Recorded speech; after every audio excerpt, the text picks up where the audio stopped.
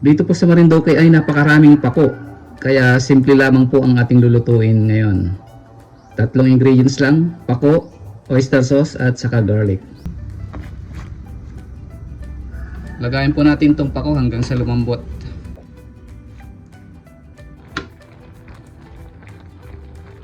Pag medyo malambot na, ay patayin na natin yung apoy at i-drain na po natin to. I-drain po natin ng gusto yung ating pako. Kasi gagawa po tayo ng sauce na pang toppings. Ito na yung ating nilagang pako. Ang apat na ingredients natin, mantika.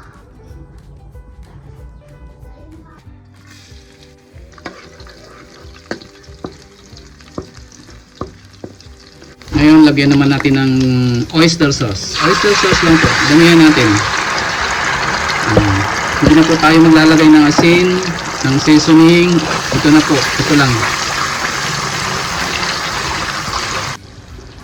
Kapag sobrang lapot ng ating oyster sauce, lagyan po natin ng konting tubig.